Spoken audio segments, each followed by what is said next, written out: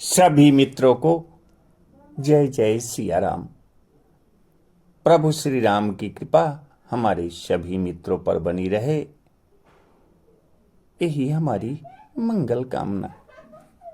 कबीर दास जी के कुछ पाखंड और अंधविश्वास पर दोहे।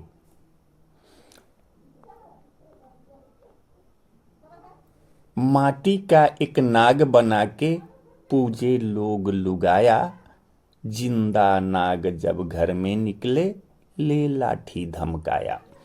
कबीर दास जी कहते हैं कि आज के लोग कितने ढोंगी हो गए हैं। पूजा पाठ में एक मिट्टी का सांप बना लेते हैं और उसको ब्राह्मण को बुलवा के उसकी पूजा करते हैं, उसमें भगवान देखते हैं। लेकिन जब उनके घर में कभी भी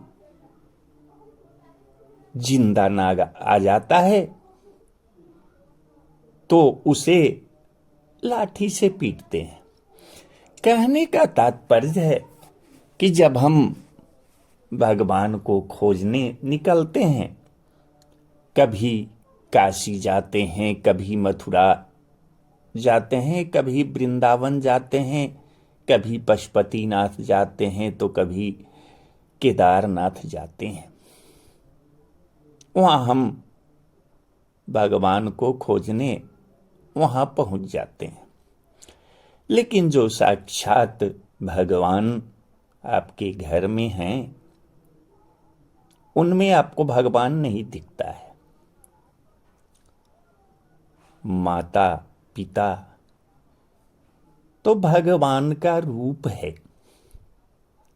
गुरु भगवान से भी ऊपर हैं। कबीर दास जी कहते हैं कि गुरु गोविंद दोऊ खरे, काके लागू पाए, बलिहारी गुरु आपनो, जो गोविंद दियो बताए। गुरु जो हैं वो भगवान से भी ऊपर हैं। जिंदा बाप कोई न पूजे, मरे बाद पुजवाए, मुट्ठी भर चावल लेके कौए को बाप बनाए। कहने का तात्पर्य है कि आपके माता पिता हैं, आपके दादा दादी हैं, घर में बुजुर्ग जो हैं, उनको समय पर तो दाना पानी मिलता नहीं है, समय पर न उन्हें खाना कोई देता है, न कोई पीने के लिए पानी देता है। जब वो वृद्ध माता पिता जब पानी मांगते हैं तो कहते हैं कि क्या लट्टर टर कर रहे हैं आप। और वही जब मर जाते हैं, तो जब श्मशान घाट उनके में ले जाते हैं, तो तरह तरह के 20 तरह के फल उस पर लगा देते हैं ताकि लोग देखें। और जब मृत्यु हो जाती है तो श्राद्ध करते हैं और चावल लेके कौवे को खिलाते हैं। अरे भैया, वो बाद में करने की जरूरत कहाँ है। अगर तुम जिंदा में उनकी सेवा करोगे तो तुम्हें कहीं जाने की आवश्यकता नहीं है। पाथर पूजे हरि मिले, तो मैं पूजू पहाड़, उससे तो चकरी भली, जो पीस खाए संसार।